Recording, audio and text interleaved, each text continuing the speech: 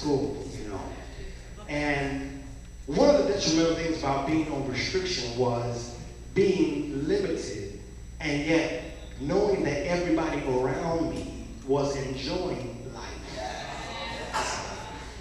The only way that I would ever know that my restriction was terminated was when my parents came to me and said, "You're off restriction." Depending upon if there was something really important I had to do, my parents may say, "I'm lifting your restriction," which simply would suggest that for a temporary time period, I'm taking you off, but when that time expires, you're going back on. Ain't that mean, y'all? To know what it's like to experience some kind of freedom and then know that sooner or later you're going to have to go right back into that same limitation. My restriction has been removed. The theme of this particular convocation is a purpose-driven church and a purpose-driven life. And it's safe to say that a lot of us in here, all of us in here, in fact, have some kind of purpose to our life. But we have to realize that we cannot overlook this major point, because I know that this is a day and time when all the preachers are preaching the 7 steps to a successful life, or the 5 dimensions of purpose-filled success, or the 3 levels of success, or the 10 levels of how to obtain wealth. But that's all good. The problem is that we're teaching these things, but the problem is that we're not teaching them that there is a process to your purpose.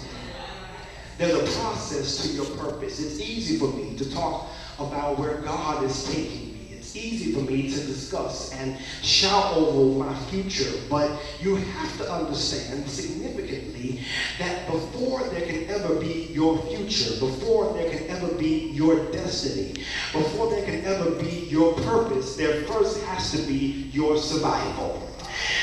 There's no sense in talking about where God is taking you if you're not willing to live through the process that it takes to get there.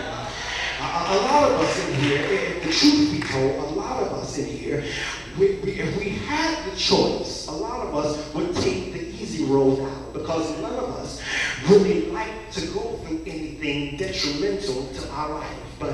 But we've got to understand, before there can be anybody's destiny, there has to be someone's survival. So what we have to understand, that this is a critical time for the church, that God has to raise up special people for special times. And the thing that is so significant about that is that the time usually dictates the strength of the people that God has his hand on.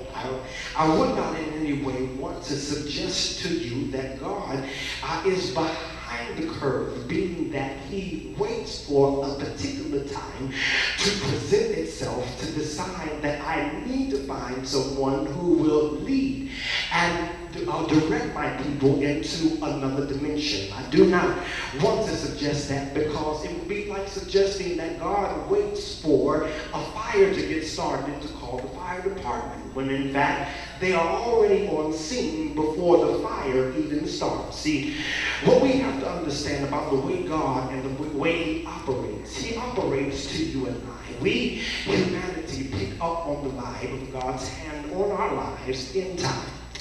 But God actually had his hand on us before time ever began, because God does not get new information. He is not the last in the locker room to find out the latest gossip. He has all information at all times. And so this is critical, because when you understand time and eternity, the reason that a lot of us are going through the attacks that we're going through in our lives right now is because the enemy realizes and understands that God has just released his purpose for your life into the atmosphere. And between God's release and man's grasp of what it is that God intends for him to do, the enemy comes in at that detrimental point in your life to try to disrupt God's purpose from reaching the hearts of the people that he wants to instill the purpose into. You know, oftentimes we pray for things, and sometimes it seems that we go through things, and it seems that our prayers have gone unanswered. Have you ever felt that there were times in your life when it seemed like you were praying specifically for things, and it just seemed that God was not hearing you? And one of the most stressful things that I've come to find out is to go through what you're going through, and still at the same time you're watching other people around you be blessed. I wish I had some help in here tonight. You're watching other people around you be blessed. And it's not just anybody, but it's people who you know don't pray like you pray. People who you know don't read the word like you do, or don't fast like you fast. It just seems as if that God blesses those who do less. And the reality is that sometimes it really brings us as Christians to a point where we begin to question our relationship with God. Because God, knowing the kind of relationship that I have with you, God, why is it that you're allowing me to go through so much in my life? It seems like the moment I think that I've gotten over one storm, and here comes another one, y'all.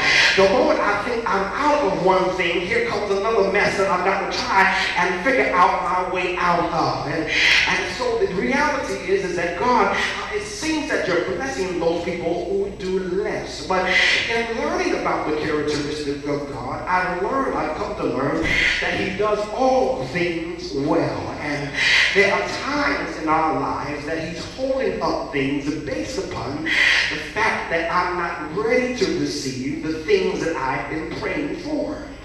The flip side to that, or the reciprocal to that, is that there are some things that he has already prepared for us. But due to the restrictions that I have placed on myself, I hinder myself from receiving what he has already done. It is possible, understand, that there are people in your life, understand, hear me, who enjoy you or who like you right where you are, who are used to you struggling, and they are used to you complaining. They are used to you hurting, used to you being lonely, used to you being broke, and used to you not making any kind of progress.